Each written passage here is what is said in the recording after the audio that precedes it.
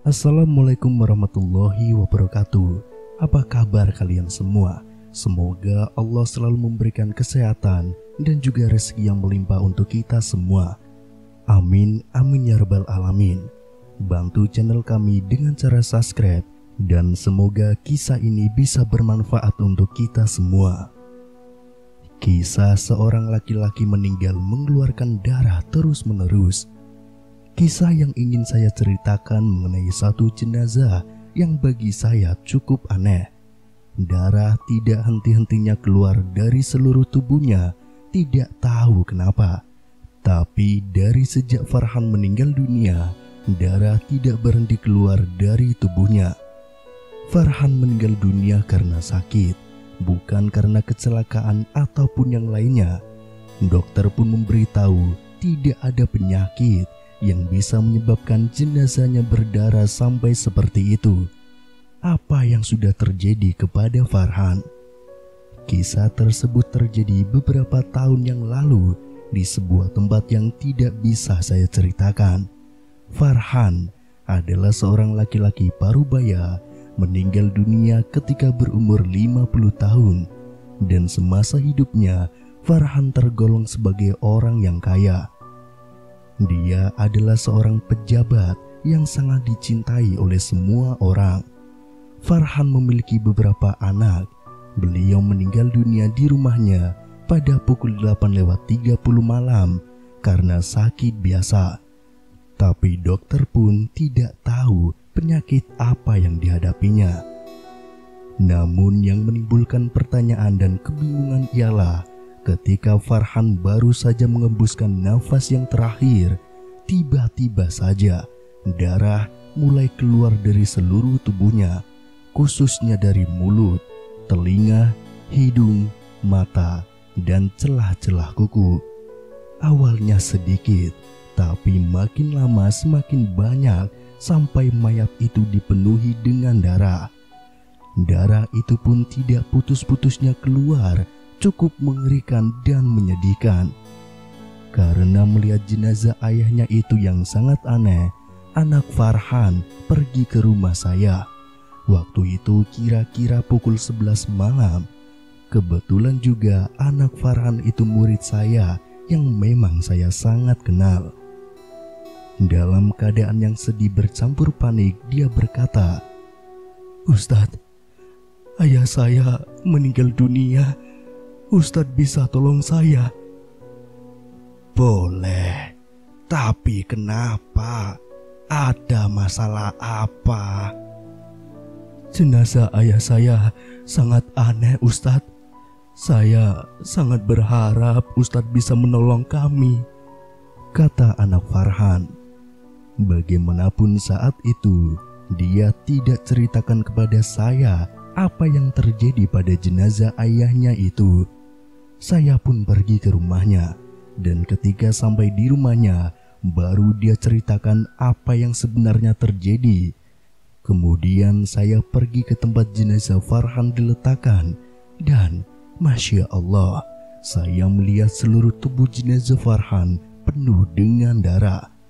Baunya pun semakin anyir, busuk, dan bau busuknya sangat kuat, tidak bisa untuk saya gambarkan. Bahkan kemenyan yang dibakar dan bau-bauan yang lain pun tidak bisa mengurangi bau busuk jenazah itu. Apabila saya lihat wajah Farhan, saya lihat ia seperti dalam keadaan cemas, takut, tidak ada tanda-tanda kejernihan dan nur di wajahnya. Apa yang sebenarnya sudah terjadi kepada Farhan? Apa yang sudah Farhan lakukan? Wallahu alam. Maha suci Allah, mayat ini cukup buruk sebab baru 2 jam lebih dia meninggal, tapi sudah begitu buruk sekali keadaannya. Dalam hati saya berdoa dan beristighfar agar saya dapat mengurus jenazah itu dengan baik. Saya mengajak beberapa orang yang ada di situ untuk membantu mengurus jenazahnya. Kami ambil kapas dan menutup mulut, hidung, mata, telinga, dan rongga-rongga besar pada jenazah. Tapi Allah itu maha berkuasa.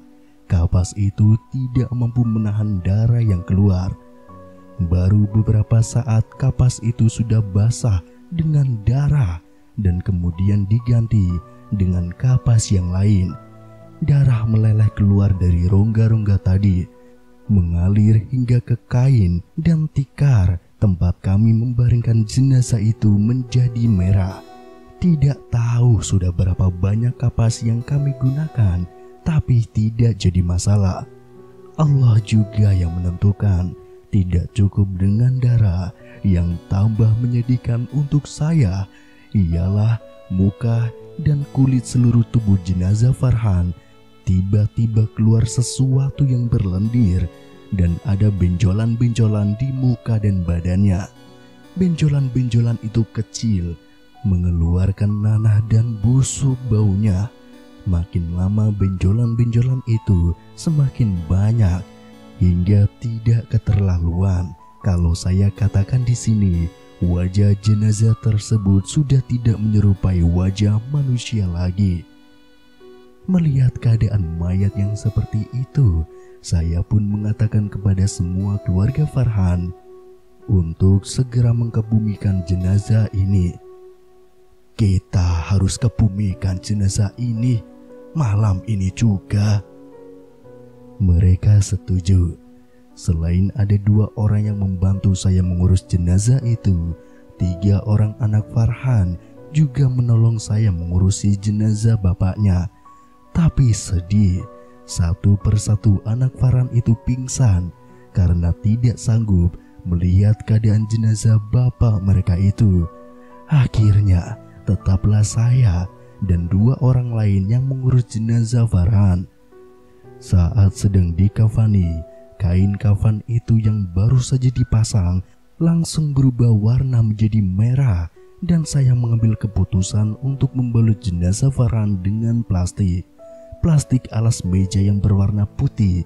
Setelah itu, barulah kami balut jenazah tadi seperti biasa dengan kain putih. Menurut banyak orang, tidak boleh menguburkan orang malam-malam. Tapi dalam keadaan darurat seperti itu, saya tidak boleh menunggu lama-lama. Kebetulan juga kawasan perkuburan terletak tidak jauh dari rumah Farhan, kira-kira hanya 2 km saja.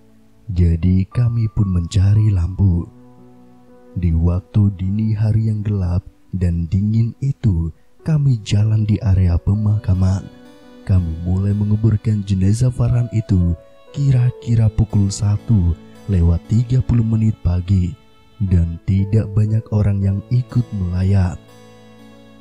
Sampai di liang lahat, ada satu peristiwa yang aneh lagi yang sangat mengharukan.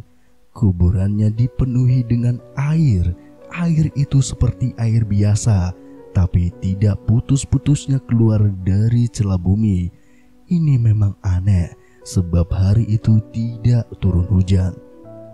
Kalau hendak dikatakan kawasan kubur itu rendah, lembab, tidak juga, sebab sudah banyak juga orang yang sudah dikuburkan di situ, tapi tidak pernah terjadi hal semacam ini.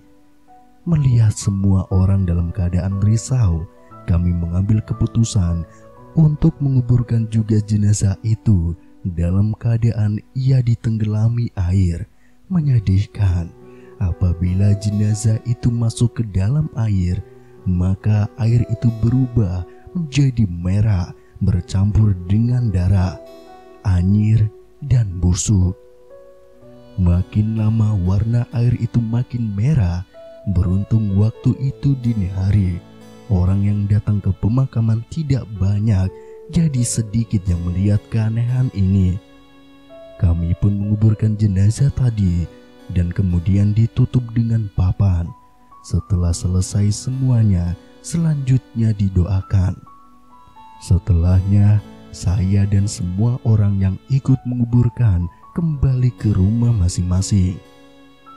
Saya pun kembali sampai di rumah duka.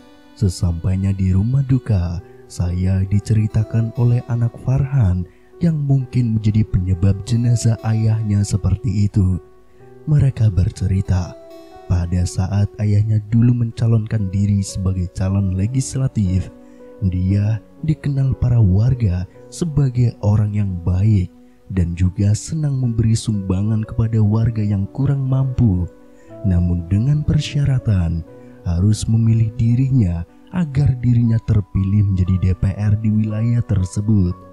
Semua orang sangat senang ketika diberi bantuan oleh Farhan. Namun yang mungkin Allah tidak suka karena Farhan bersedekah dengan niat yang salah, bukan bersedekah dengan niat karena Allah. Saya yakin mungkin itu balasan Allah kepada Farhan. Dan selain itu, darah ini juga mempunyai 3 kaitan, dan mungkin apa yang berlaku pada Farhan ada kaitannya dengan salah satunya. Pertama, janganlah sekali-kali kita membunuh orang. Membunuh juga banyak caranya. Saya bukan katakan Farhan pernah membunuh, tapi perlu diingat, darah itu mahal harganya. Kedua, mungkin ada kaitannya dengan makanan dan minuman. Janganlah kita memakan makanan dan meminum minuman yang haram, sebab ia menjadi sumber darah yang mengalir dalam tubuh kita ini. Jauhkanlah diri dari perbuatan yang tercela, makan harta anak yatim atau duit masjid, harta warisan, dan sebagainya yang bukan milik kita. Ketiga, hormatilah darah. Kalau ada darah di rumah atau di jalan raya akibat kecelakaan, bersihkanlah dengan air. Renungkanlah diri kita dan jadikan kisah ini sebagai ikhtiar. Ingatlah, suatu hari nanti kita juga akan menghadap Allah Subhanahu wa Ta'ala. Berdoalah supaya perkara-perkara buruk seperti ini tidak terjadi pada kita. Amin, amin, ya Rabbal Alamin. Wassalamualaikum warahmatullahi wabarakatuh.